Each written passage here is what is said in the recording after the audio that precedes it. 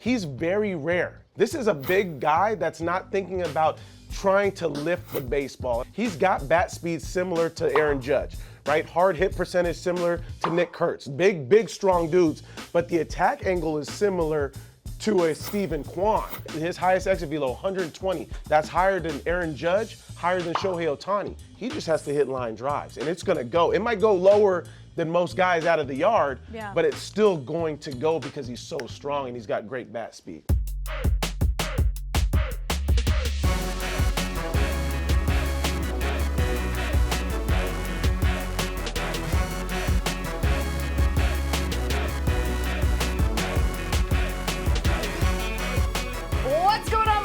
Welcome to this edition of Off Base. It's your girl LG Red, Lauren Gardner, back in the host seat along with my dude Xavier Scruggs. How have you been, my friend? I've been been good. a minute. I know. Missed you. It's so good to see you. Your hair looks great as usual. I mean, you got a great shirt on. Just got Charlie Blackmon on your shirt. Charlie Blackmon mullet shirt. So that's even better than just Charlie Blackmon. Man, and no one we knows. are off base today. We are really off base. You know, you have to start by going off base, and then we'll get back on track. And I guess we should start with what's been moving the needle, because some big news broke this week as Clayton Kershaw will call it a career at the end of 2025. The three-time Cy Young Award winner and 2014 NL MVP, played all 18 seasons with the Dodgers, will go down as arguably the best pitcher of his generation. Here's Kershaw earlier on his decision to hang it up. Yeah, I'm gonna call it. I'm gonna retire. We've talked about it a lot. Ellen and I have talked about it a lot. Kiddo's talked about it a lot, and I'm at peace with it. I think it's the right time. Yeah, I can't think of a better season to go out, and we still have a lot to accomplish, obviously, this month. And the last thing I want to do is be a distraction to anybody for accomplishing our ultimate goal, to win in the last game of the season. So we're going to get through this today, and then we're going to go win the rest of the games and be good. I'm really not sad. I'm really not. I'm really at peace with this. It's just emotional, and I've tried to hold it together. I told our guys not to make it weird today, because I was going to get weird if you make it weird, and here I am making it weird. I mean, X, of course he's emotional. 18-year career, all with the Dodgers. You see his the World Series trophy there. He got his rings finally. We'll get to that in a minute when it comes to the Hall of Fame argument. But you take a look at his career notes. I mean, he was synonymous with the LA Dodgers for so long. He was so dominant.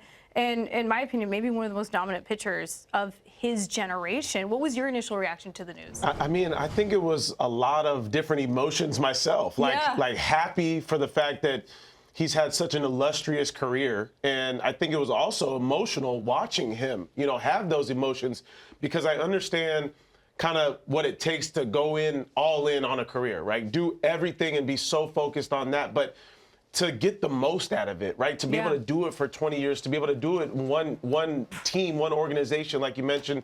And I almost didn't feel like it was real, because we've seen him now the past couple of years almost think about retirement in a sense, or think about maybe going somewhere else, but still electing to come back to the Dodgers. Well, we kept thinking the Rangers, right, for a while? Right, yes. Yeah. But this time it's not happening. He's not going to be coming back, whether it was the Rangers or the Dodgers.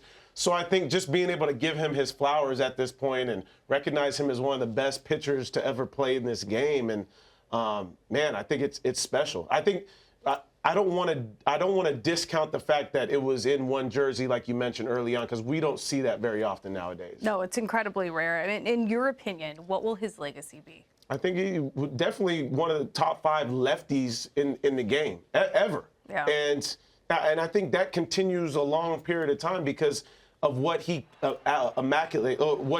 accumulated as far as the strikeouts, right? The wins over 220, the strikeouts over 3,000. Being able to have an ERA at a 2.54 for a career up until this point, like, I'm just thinking about how special those numbers are. That puts you top 5, and we ain't talking 5 or 4. So wow. It's something special when you think about one of the best lefties to ever do it. And watching him evolve over the course of his career, and you see this so often with these elite pitchers, like he had the velocity when he was younger, right? But obviously, as the years went on, you lose a little bit off the arm, but he still was able to figure it out. And to me, I think that's what's so impressive about his body of work. I think that's a great point, is almost reinventing yourself at times, right? Yes. And I think that's what a lot of younger pitchers, a lot of younger players can learn when things maybe don't start to go their way, how can I reimagine my arsenal? How can I reimagine my delivery, whatever it may be? We've seen him do that now, but still have that same sharp, nasty curveball that he first stepped into the league with. And it was just the most devastating pitch we've seen because it has such drop off the table. But to your point about reinventing yourself, you don't get to where he got to without making changes and adjustments along the way. Exactly. Yeah, he definitely would have fizzled out much earlier. And the intangibles as well, the way he's been a mentor to so many guys on that Dodgers pitching staff. I mean, we talked to a handful of Dodgers pitchers while we were on the road with Off Base, and so many guys have said, yeah, like Clayton is the guy I go to, or he comes to me. Yes. But I think that's so impressive as well. And he's not extremely vocal. And like, I think you can respect the fact that you can almost just watch somebody go about their business and still be a follower of that person and still say, I want to do the same things as that person. They don't have to be the most boisterous in the room. And to that same point, the stuff that he does off the field, foundation stuff, the giving back to the community, giving back, like that stuff to me is almost just as important, if not more important, than what we've actually seen him do on the field. The impact that he's made on the people around him is magnificent. Yeah, I completely agree with you. I mean, the numbers will speak for themselves, but what he's done for this game, 2012 Roberto Clemente Award winner, is kind of what you're referencing in terms of what he's done in his community. In terms of the Hall of Fame, everyone's going to have this question. Hands down, I don't think there's an argument that he belongs, but first ballot, and will he be unanimous? He better be first ballot. He better be unanimous. 3-time MVP. We've talked about these numbers. When you're one of the best to do it at your position, you're unanimous. And to me, I think he deserves that opportunity. And I say that even more so this year because we've seen him still do good stuff this year to where it's like he could come back if he wanted to. At this point, right here today, he can say, you know what, I want to come back by what he's proven over the last few starts. He's probably hoping to end with just one more ring to add to that collection.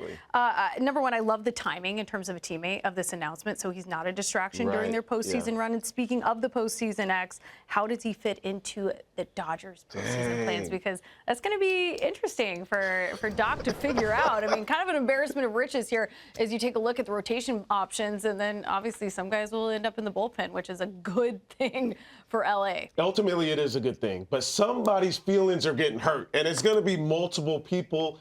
And look, obviously Clayton Kershaw has that resume, but it may be best for this team to look at what have you done for me lately, right? You have so many guys. You mentioned Doc has tough decisions to make, but now it's a point to where it's like, who's going the best right now? And I think you look at Yamamoto. I think you look at what Blake Snell has done as of recent.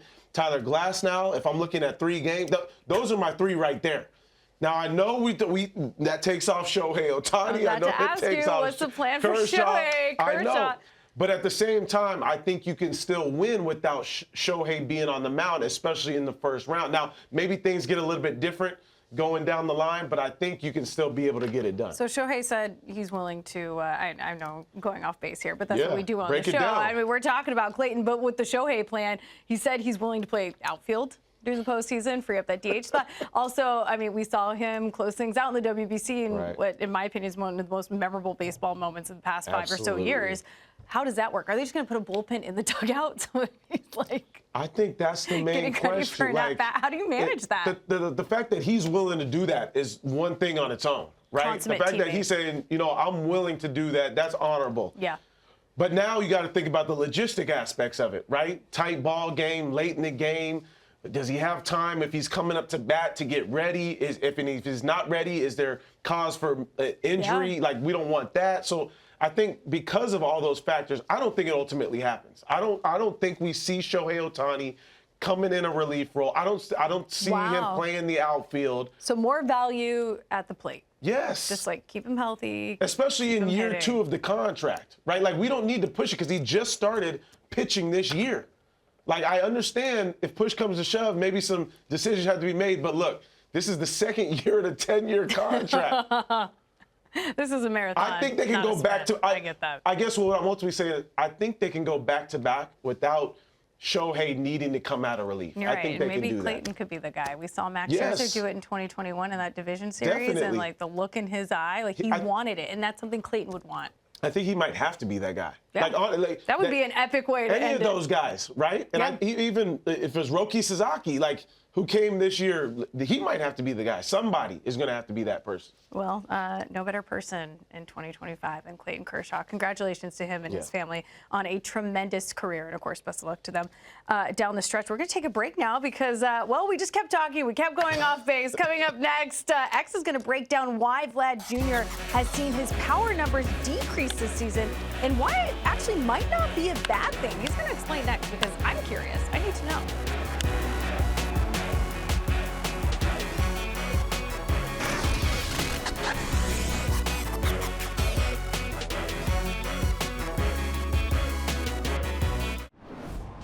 Just like die-hard fans of Major League Baseball, Chevy trucks show up no matter what. Because the Chevy lineup of trucks has always stepped up to the plate and helped hard-working people get things done. Visit Chevy.com/trucks to find the truck that can take you from the ballpark to the worksite and back again. This is my favorite segment for a number of reasons, but it is time for the class pet to show off here. Teacher's pet, class clown. You're basically getting a really high GPA.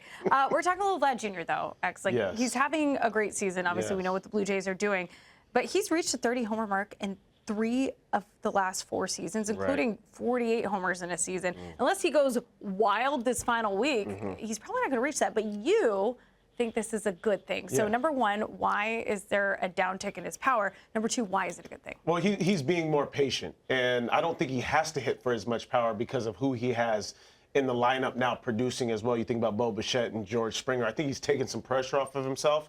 But we like to talk about this thing called swing path and swing tilt and attack angle.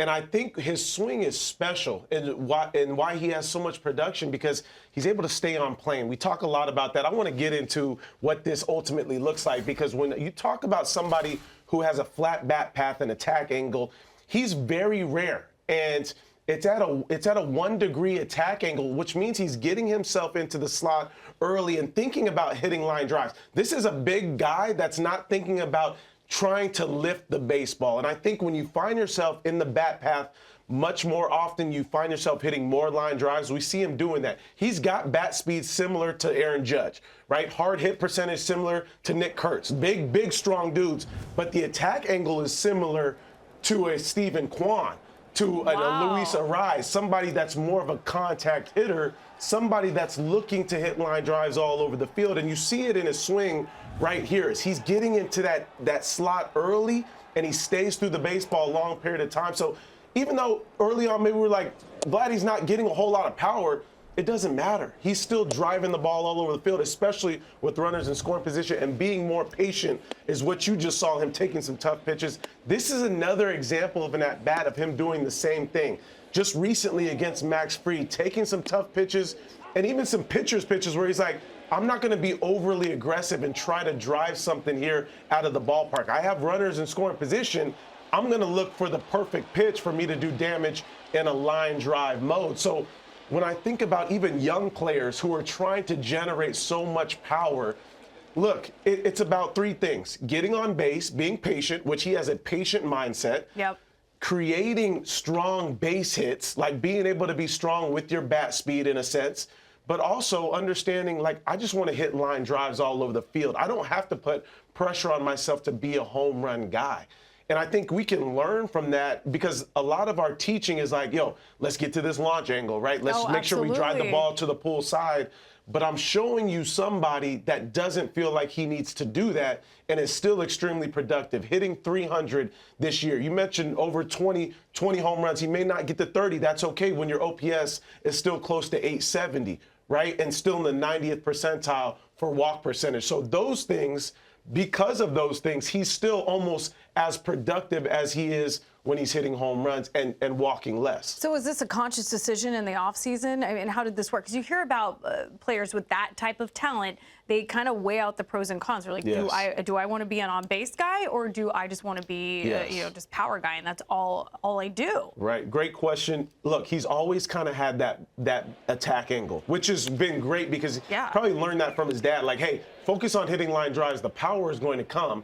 But I think also he's recognized in certain counts, okay, I don't need to be overly aggressive. And I see other guys like George Springer, like Bo Bichette, like Addison Barger, so many others too in that lineup, Alejandro Kirk, who are producing to where I don't have to do extra.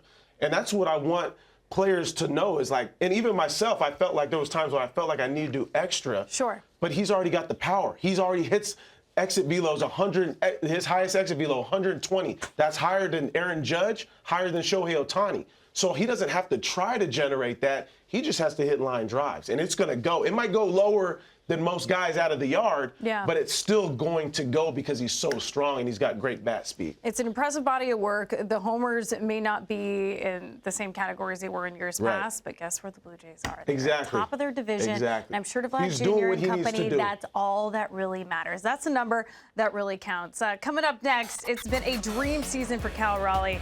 He's done enough, though, to win the AL MVP. That's what we're going to discuss in a bit. Now, some people can come at us for saying that. And is he the face of Major League Baseball this season? Those are hard-hitting questions. Doubled and scored back in the Mariners' first inning. Fly ball, right field, foul pole. It is fair and gone. Number 55, Cal Raleigh. Move over, Mick. Cal Raleigh is the new switch-hitting home run king.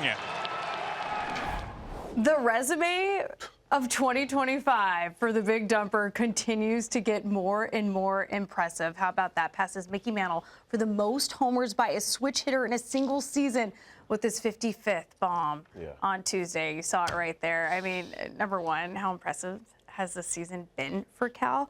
But why is passing Mickey Mantle so impressive? It's huge because he's the first now switch hitter that's gone 20-20 at least on both sides.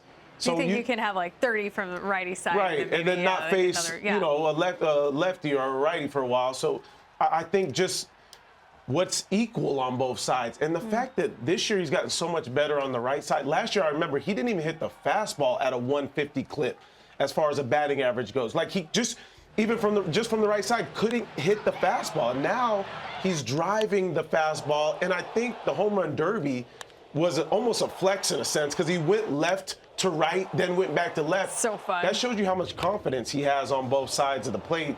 Look, when you put yourself in the conversation with guys like Mickey Mantle, like that's who our grandfathers were talking about, grandparents were talking about, you know you're doing something on a different planet. And I've seen guys personally, like Carlos Beltran, while he was with the Cardinals, working on both sides. It's double the time that you're putting in. It's an art. And his body behind the plate.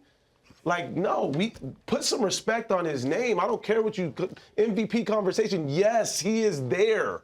I know maybe I took a step forward with the MVP Go stuff. ahead. No, that's actually, it's a great question. It does lead me to the next point here when you're talking about his performance at, home run derby, what he's been doing. He's been doing it consistently over a 162-game season. You're right. As the backstop, as the leader, that is not easy being back there from a defensive standpoint and working with various pitchers, doing everything he's doing on a day-to-day basis. So if you're going to say he's in the MVP conversation or maybe he is the MVP, but let's put a fun twist on it, X. Okay.